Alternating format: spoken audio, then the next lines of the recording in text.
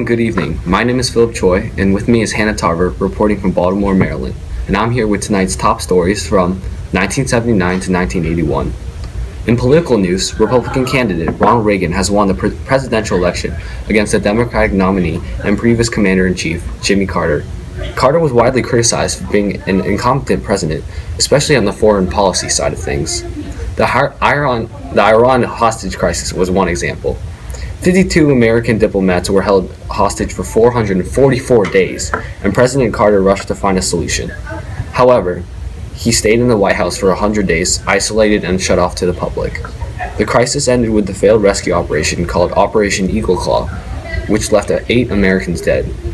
This largely affected the president's ratings, and going into the election of 1980, Carter struggled to campaign and was at an inherent disadvantage. Reagan, the former governor of California, won 90% of the electoral vote, absolutely blowing out Carter of the water. Reagan also won over 429 of the 478 electoral candidates and 50% of the popular vote. Quoting Reagan, "Today is a momentous occasion for some of us," in 1980, and not to chill a poi on the scene with star player Larry Bird at the National Collegiate Basketball Championship. I am here in the very stadium that the legendary game between the Michigan State Spartans and Indiana State Sycamores were played in the 1979 College Basketball Championship. Not only did this game change basketball itself, it changed culture in the United States. It made March Madness a cultural aspect of the United States' dreams. Oh wow, here is the Larry Bird, who led his team against the Magic Johnson Spartans, even though they lost. How was that night, Larry? It was very, very different for me because I'm not used to losing.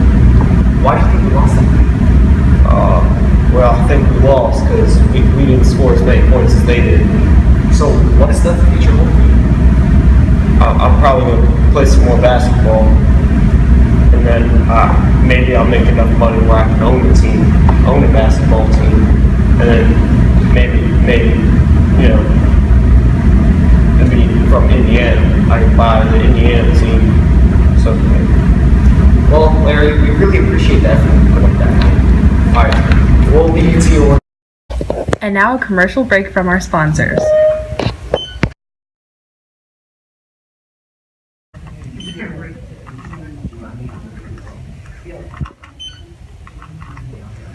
Aha! This Rubik's Cube is quite the puzzle indeed. A new, sensational puzzle that's sweeping the nation. You turn the Rubik's Cube randomly and then try to complete it as quickly as you can. What a challenge it is! Get your own Rubik's Cube today for the low price of $5 before you're left behind in the dust. The cube can be found at the nearest Toys R Us, Children's Palace, or Zoinks location in your area. Call the toll-free number 888-836-7025 to reserve your own Rubik's Cube today. Shipping and handling fees included. Please keep away from children under the age of 8. This commercial is sponsored by Ideal Toys. Now, let me try to beat my record time. Welcome back. And now for a film review from Carson Collier. Woo! This weekend, the sequel to Star Wars, The Empire Strikes Back, hit theaters. After an incredible opening sequence, our main characters start off on their own journeys. Should I just keep going? We'll just cut that part out? Yeah. Alright. After an incredible opening sequence, our main characters start off on their own journeys. Mark Hamill returns as Luke Skywalker, a young man on a quest to a new world to learn the ways of the Jedi. Meanwhile, Han, Leia, Chewbacca, C-3PO, and R2-D2 must escape from Darth Vader and the Empire. On their quest, they meet up with one of Han's old friends, Lando Calrissian, portrayed by Billy D. Williams in the Cloud City. But he has been bribed by Darth Vader to bring them to him. Meanwhile, Luke comes to the Cloud City, where he faces off with Vader in an epic showdown. This movie has the looks to be a box office monster. Back to you in the studio. Mother Teresa of Calcutta, India, won the Nobel Peace Prize for devoting her time to improving the quality of life for people in the slums of that city.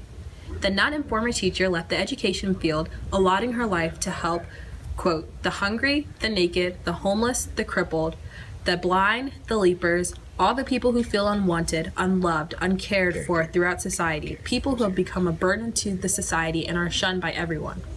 In the words of Mother Teresa herself. Upon receiving the award, she continued to thank God for his gift to the poor, but in addition, we at the news station want to thank Mother Teresa for shining extra light to the poor, refugees, and the This day is children. a sad one indeed. On December 8th, 1980, here in New York City, John Lennon was shot 4 times in the back by a man named Mark David Chapman. After shooting the pop star, the assailant remained at the scene reading the book The Catcher in the Rye, before being apprehended by police outside the Dakota apartment building. Chapman is currently being held in the Rikers Island jail awaiting trial. John Lennon was a popular music star, lead singer of the Beatles band, and was allegedly murdered because of his comment, "The Beatles are more popular than Jesus." Information obtained from the convict himself. After being arrested, Chapman repeatedly yelled that J.D. Salinger's novel, The Catcher in the Rye, was his only statement. The convict, Chapman, was staying at the Sheraton Hotel, far away from the Dakota apartment building at the time of the shooting. The convict had reportedly been mumbling about The Catcher in the Rye shortly after shooting Lennon.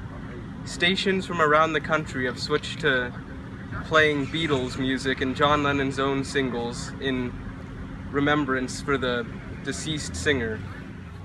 It's been widely known around the nation that Chrysler, the American manufactured car company that has been lying on the outskirts of bankruptcy recently, has received a $1.5 billion loan from the federal government.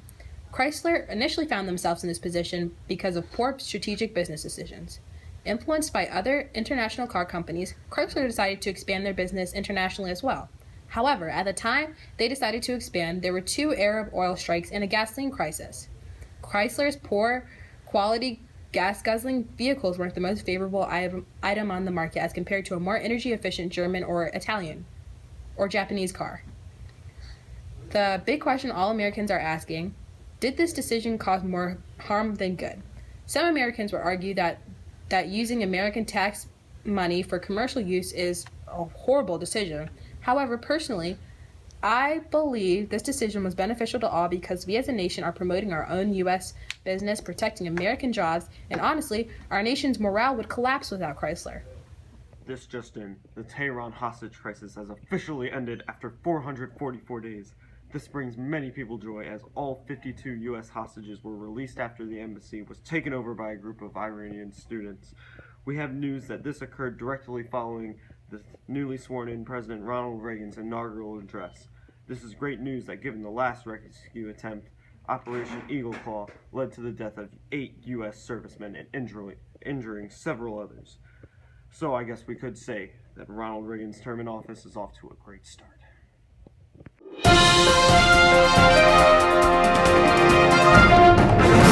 In your community, in your libraries, Your neighborhood. It's AHS News.